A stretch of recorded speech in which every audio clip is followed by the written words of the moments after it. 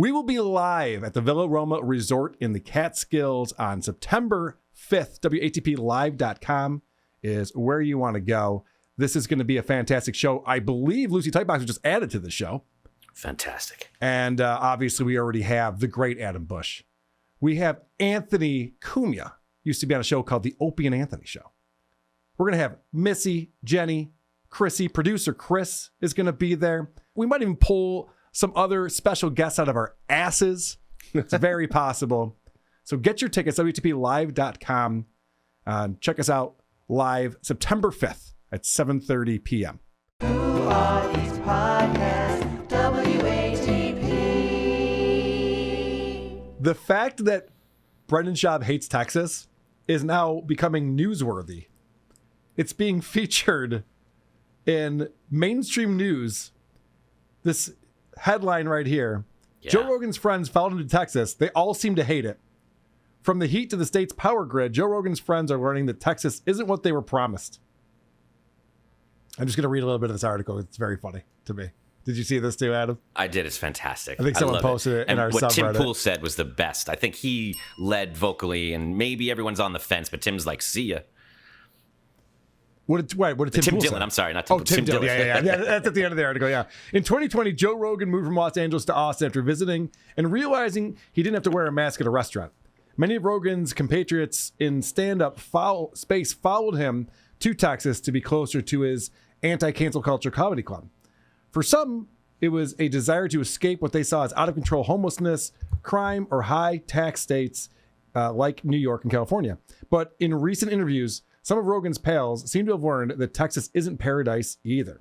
Last month, comedian, podcaster, and former UFC fighter Brendan Schaub made comments about Austin that were widely noted by YouTubers whose whole shtick appears to be clipping and mocking podcasters. Huh? What? Schaub, who Rogan has had on the Joe Rogan Experience multiple times, moved from Los Angeles to Austin earlier this year, but has said on his show, The Fighter and the Kid, he misses Los Angeles. I miss my community and my routine, Schaub said in June. He recalled a conversation with a fellow LA to Texas transplant who told Schaub that Austin is no LA. Schaub is far from the first. In 2014, or September 2014, Tim Dillon, a Los Angeles comedian who hosts the podcast The Tim Dillon Show, called Austin a horrible city without a soul on a podcast with actor Whitney Cummings.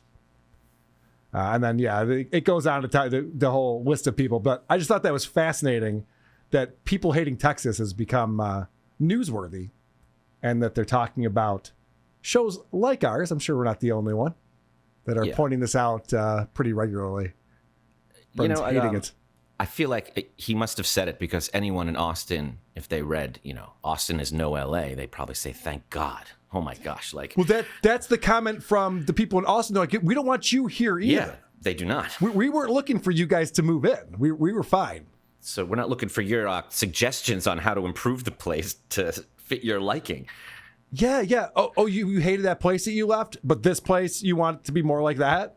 Yeah. I don't know what to tell you, man. I'm going to put on the door that you hated it, and we're going to double our traffic in here. And also, it's really weak because there's Fox News Sunday, there's Meet the Press, there's Face the Nation, there's all of these shows that cover politics. They show clips of things, and then minds comment on them. They don't call those, clip shows. They don't consider it bottom feeding. It's commentary. That's all it is. It's the same thing. It's adding context. Like, we could be talking about any topic. When you add context to it, if we were talking about the baseball game today, thank God the fucking Cubs won. If we were talking about the baseball game today, it would be better if I showed the play I was talking about and be like, all right, check this out. And then I discuss it. Then we're all on the same page. So, I don't understand why that's like a thing where, I get it. Unique just plays the video and doesn't say anything. But a lot of us are actually adding more information to it as we go. I'm kidding. Kyle, don't get mad. This is just a fun thing I saw in the Fighter and the Kid subreddit where Bryan Callen kind of stepped in it a little bit here. Because Bryan says a lot of shit, like all of us do. He's on the podcast. He has to talk a lot. Well, that Macron stuff, like Brigitte Macron or being a man. They're the president and first lady of France are suing Candace Owens. Yeah, Candace is welcoming it, but this is funny. I would never sue anybody. Yeah, but I think it's a bigger. So skips through this article after Brian said he's never sued anyone. It says, Bryan Callen sues rape accuser's husband for urging agents to drop him.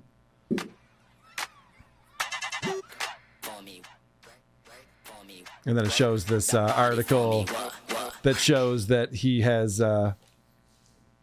put in that lawsuit. Now, the other funny thing, though, is that he goes, I would never sue anyone, sitting across from Brendan Schaub, who famously sued Unique for making fun of him. It's like, why would you bring that up? Why would you say that? They deserve each other. They do. Can you show the top of that clip again, just where they were both seated next to each other? Because they have these chairs that, face each other. They are leaned in. A little bit, Brian's like, how do I sit in this chair that faces him but have my entire body turned away in the other direction as much as possible? This is their natural sitting state. When the show starts, he slowly will ease in, but he wants as far away from this anchor as possible. Brian's posture should be studied more. I've noticed that too. We really focus more on Brendan Schaub, but his posture is something else. All right. As I mentioned, they're trying something new to get viewers. And if you go on their YouTube page, when you go to the video section of the page, it used to be every episode is featured on here. And right in order, 1090, 1092, 1093, 1094, 1095, blah, blah, blah, blah, blah. Well, look at what they've just started doing. Now they're pulling clips, and they're doing little Fighter and the Kid clips that you can watch. And these are 12 minutes, 9 minutes, and they're based on a specific topic. So you have, is Trump hiding something with the Epstein files? That just came out 5 hours ago. You have this Stephen Colbert show got canceled. That was yesterday. They put that out. I Love Crack Cocaine reacted to Hunter Biden's recent interview is a video on here. So I don't know if Chin finally decided to start doing his job because he's bored. He's got nothing else to do. He's like, I guess I might as well pull up video clips and make new thumbs and get some more videos out here. Like, this is a good strategy. I don't know why it took him so long to do this. Because if you just sit down and watch the Fighter and the Kid episode, I've done it. It sucks. It's sometimes 2 hours long. And it's just rambling, directionless nonsense. This is how you get people into a show. You go, hey, you like talking about Epstein files? We talk about Epstein files. Here's some shorts. We don't, but they do, I guess is my point. Why did my bosses make me move to Austin? Yes, that would be a good one too. Brendan Schaub Unleashed. So I decided to go ahead and check out this Stephen Colbert show got canceled. Because as I mentioned, this came out yesterday. This is old news. So I don't know when this was originally recorded. Well, actually, no, I do. 6 days ago, because he's wearing the same outfit in this episode. All right, so it came out 6 days ago. They're talking about this thing. And they just finally got around to putting this out. And you'll notice we put out video shorts on our YouTube page. And if there's something that's kind of breaking news, I try to put that out as quick as possible. Most of the stuff we do is pretty evergreen. Opie's streaming and he's an idiot. And Stuttering John was on Stephanie Miller 10 years ago. It doesn't really matter when those things go up. But you'd think like Colbert getting canceled. That's a thing that people were all talking about. And now they're not. The reason why I want to play this for you, because I was watching this today, is Brendan Schaub has the dumbest takes. And Bryan Callen is interrupting him and being like, hey, all right, man, I'll take it from here. I know, but I'll take it over and over again. Because you can tell he's embarrassed for his co-host as they're going. What do you guys think about this Colbert stuff in the news? Colbert, I think it's very interesting. So let's go through it for a sec. Like, I'm actually a fan of Colbert. I know he got liberal and people had problems and all that stuff. But Colbert, as far as a talent, remember where he comes real from deal. with the Daily Show. Yeah, well, he also comes from Strangers with Candy. Colbert was a hell of a sketch artist, a hell of a comic, a hell of an improv guy. This could be just the internet being the internet, but his show on CBS was canceled. Now, it wasn't canceled because of low ratings, right? So, all right. So already this guy is adding others. Remember where he came from, The Daily Show. And Bryan Callen's just like, no, Stephen Colbert had a career before The Daily Show. And I mean, he goes back a ways, so you can't start there. Wasn't he part of the ambiguously gay duo, I believe? Robert Smigel's cartoon on SNL? Yeah, he voices one of those Yeah. But he's Strangers with Candy. He's done a ton of stuff. Yeah. He's done a ton of stuff. Right. Why is he sitting like that? Why is he sitting like he's on a roller coaster that's about to drop? Like he's holding on for dear life. You study like dogs' behavior. If your dog was braced like that, you'd be like, something bad's about to happen. Yeah. This isn't good. He's just like, oh, Brendan's talking again. Yeah. Come on, and Brendan's man. the opposite. Brendan's tied in a knot inward, just like closing in on himself. Yep. It is not comfortable in there. All right. So Brendan has this brilliant take where he goes, yeah, but his ratings were pretty good, right? And that's the one thing that everybody knows about this Stephen Colbert cancellation is that his ratings are higher than Jimmy Fallon and Jimmy Kimmel's.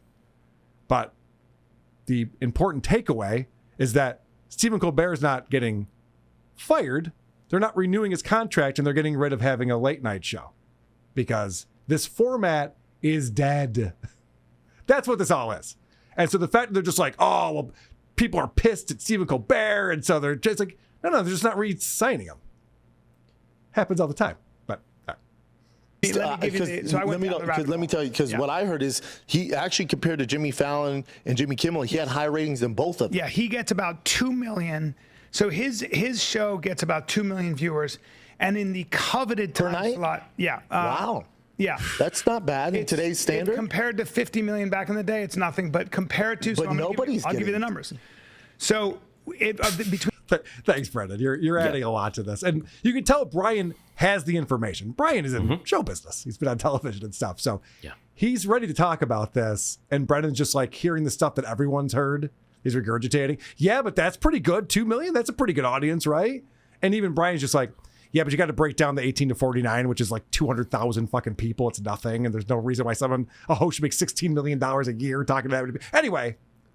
Between 18 and 49 or whatever, that golden demographic, he gets about probably 250,000 people. That's a lot. It doesn't seem like a lot. It's not. If you compare it to Fallon, who is getting something like 1.1 million. Oh, wow. Very small. Wow. If you compare it to James Corden, who got canceled, it was even lower. If you compare it to...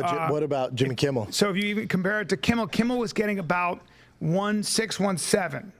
Okay? Can I tell you something real quick? Yeah. I think besides Jimmy Fallon, Colbert and Jimmy Kimmel, no one suffered more from Trumpism. Yeah, so I'm going to get it. Because their show turned into this just anti-Trump show, which, whatever.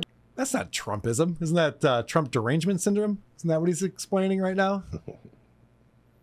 Just the tone of him like explaining anything to Bryan is so obnoxious. Oh.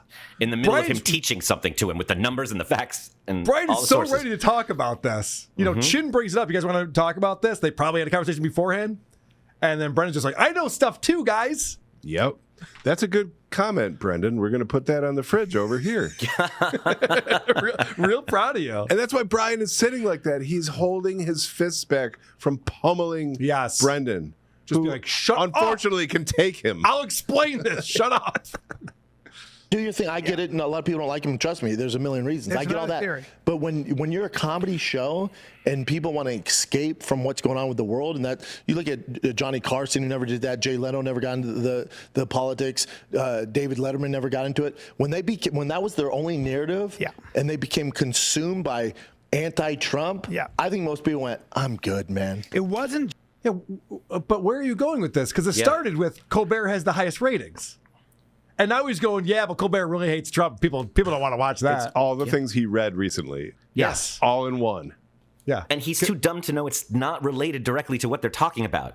Yes, blue is also a color, but that's not what they're talking about. Like, you're just weighing this thing down.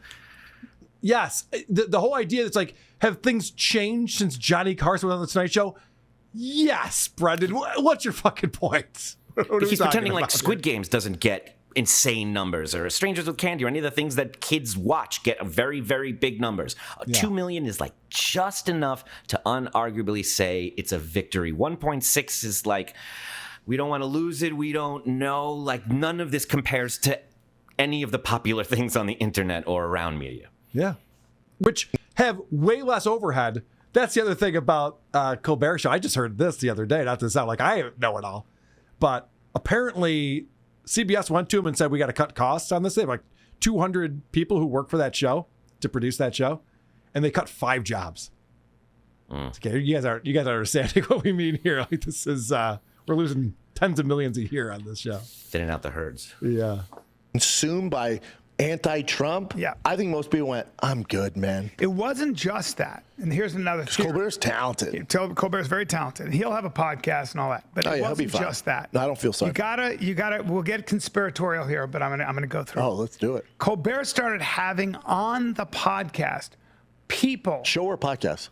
on his show, people who were very critical of Israel, people who are also very, very vocal about Israel committing "quote unquote" genocide and things. Now, like that. like actors. So people like Adam Schiff was on. He had different things, but they also had different like pundits. I think that Brendan Schaub's like, explain it to me like I'm 5. Also, I do have the mentality of a 5-year-old, so that would be very helpful. That were coming on, and Colbert was sort of giving a lot of voice to an alternative point of view that was not conservative. Okay. And part of it was after October 7th, there was a lot of anti-Israel, anti-Jewish energy out there, a lot, more than I've ever seen in my lifetime. Well, Okay. October 7th, they were pretty sympathetic, actually, but yeah. Not long after, I agree. Sumner Redstone's wife, I can't remember her first name, but Mrs. Redstone is a fierce Zionist. She is a Jewish woman who owned Viacom. Remember, Sumner Redstone owned Viacom with no debt. One of the richest men in the world, and his wife, after he died, inherited that. She has just sold that to, see who, Sherry Redstone, see who she sold the entire You went way down the weeds, huh? But listen. And I'm not even saying that Bryan knows everything there is to know, but he's doing a decent job of trying to explain the intricacies of this thing. But who is going to the Fighter the Kid to get the lowdown on the Colbert cancellation? These are the last two guys I would think to be like, well, what's their take on it? Now I'll know the truth of what's going on. Even the Fighter isn't listening. He asked this question, and the second he started talking, he started pulling up the chat. He started putting his legs up and getting comfortable. Put the thing back he up. wants to listen. He's like a bad student who's trying but just can't focus because it's so boring. Zionism, yawn. What does that even mean? I don't know. I came here for barbecue recommendations. Yeah, but where can we get sushi, though? Come on, Bryan, help me out. It's very possible that the person that bought it said, I don't like this. I don't like it. I'm going to actually buy the whole network and fucking take it off the air. I think he also. I'm just saying that. By the way, everybody, I'm just saying that is not my theory. That would be A the conspiracy? theory from Jewish intellectuals who are on a show called Commentary Magazine Podcast. All right, so Bryan's just repeating what he's heard, but you can tell he does not want Brendan to get a word in.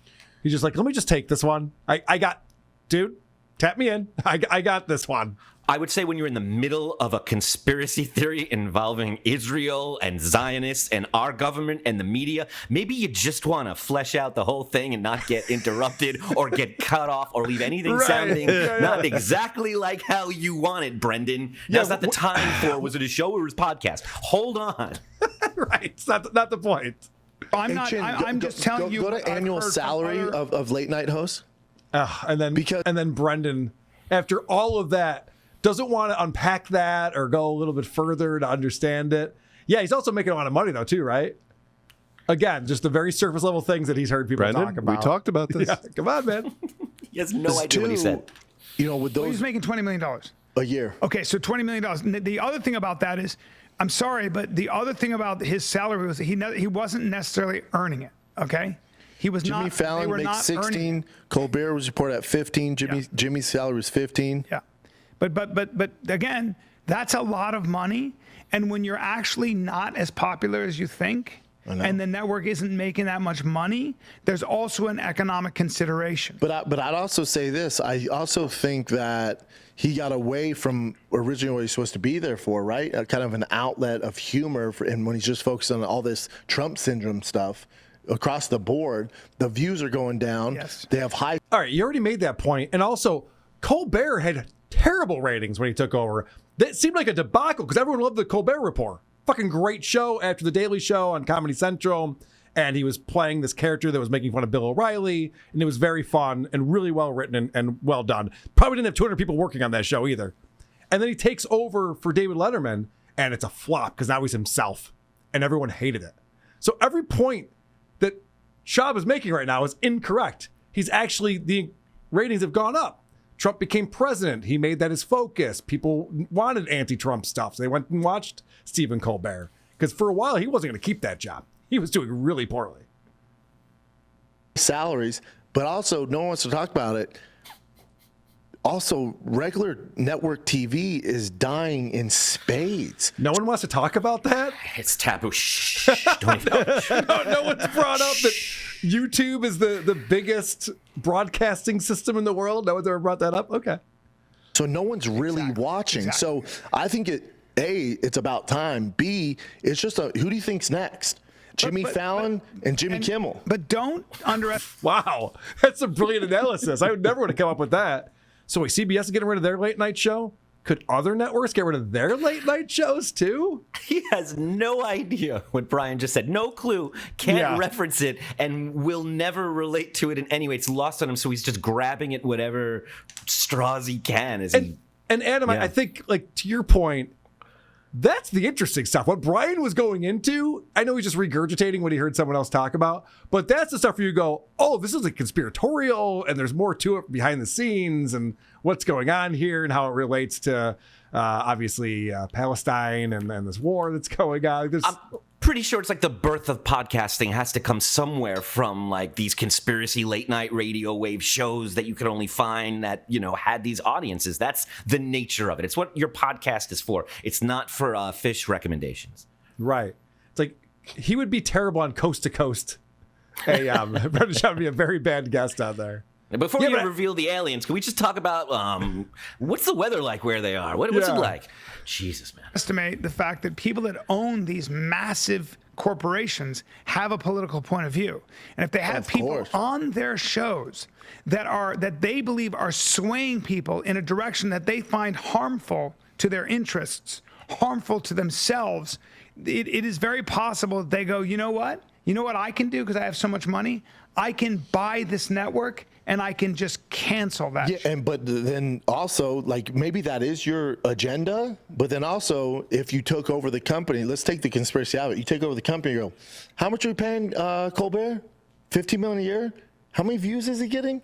How are we doing on advertisement? And it really doesn't add up. That's right. Well, let's nix that. What a brilliant businessman.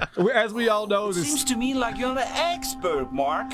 As we know from his CBD experience and that company, he's such a brilliant. He's come back to the same point over and over again. Yes, it's the only thing he said in so many different words. And as I point out with Opie, I didn't like scrub through episode after episode to find this. They put this out for me to find and be like, oh, Brendan Schaub's a moron. Right. And now and it's on a downward trend. That's what I'm saying. Right. So it's not like they're business-wise. They go. Let's do it now. This is causing a lot of problems for me. I don't agree. That's what I'm saying. Brian, that's what I'm saying. Because the opposite of down is up. Do you see? That's how that works. It's amazing. I just have to get that in. Thank you. Also, Brendan said something that's completely incorrect. He goes, yeah, that's what I'm saying. So the trend is the wrong way. So let's do it now. They're not doing it now. Stephen Colbert has a job for the next 7 months. It's going to continue on until his contract is up. They could have done it now. They didn't. Agree with a lot of the stuff they're having on here. And I don't have to have it on. I can just take it off. Yeah, because she doesn't even do the whole, anti-Semitism, Jewish shit. No. She can just go, hold on, business-wise, this is about this company. It's not just the anti-Semitism, it's the anti-conservative. That's what I'm saying. We're paying him $15 million. The views are trending way down. Yes. Like, we can put these resources in something else. Well, it's also... Is this a comedy show? Is he doing a bit right now? That's what I'm saying. What if I repeat the same thing over and over again as you're trying to explain something to me? I was having flashbacks to John's political show when the major Richard Ojeda would try and explain something to him, and even when he was being corrected directly, all John can say is, I know. He can't say, oh, I learned something. It's embarrassing. He thinks he's fooling us, Brendan. The only difference, though, and I remember vividly the episode with Hal Sparks, is that while Hal Sparks was talking over John's head, John would just sit there silently. Wait for him to stop talking and then just be like, all right, so then what do you think about this thing Trump said? But both of them are not listening. Yeah. Conservative money. It's also the conservative money coming in and going, I don't want that guy on. It's also the death of late night because, again, the TV, I haven't watched, and I used to love it. I haven't watched in years, man. Yeah. Years. If you talk to the Colbert people, I can promise you. That's always an intelligent conversation when someone makes it about them. I've been in plenty a meeting about marketing where they go, well, you know what? I don't even listen to country radio. I'm like, okay, but the target audience does. So I don't know. What's your point? My point is my kid listens to this, so we should base it all around that. Oh, I've heard that conversation many times. Yep. I can promise you that they will tell you, I guarantee that the conversation is, we got canceled because of our political point of view. I can promise you they're saying that. But also, what do you think was going to happen? Right. I'm going to scrub a little bit. At the very end here, they start talking about Gavin Newsom. And it's funny, the points that Brendan brings up, very similar to our buddy Opie when it comes to politics. It made me more sympathetic to Gavin Newsom in that he runs the fourth largest economy in the fucking world. It's the biggest state. He's responsible for 40 million people. That ain't an easy job.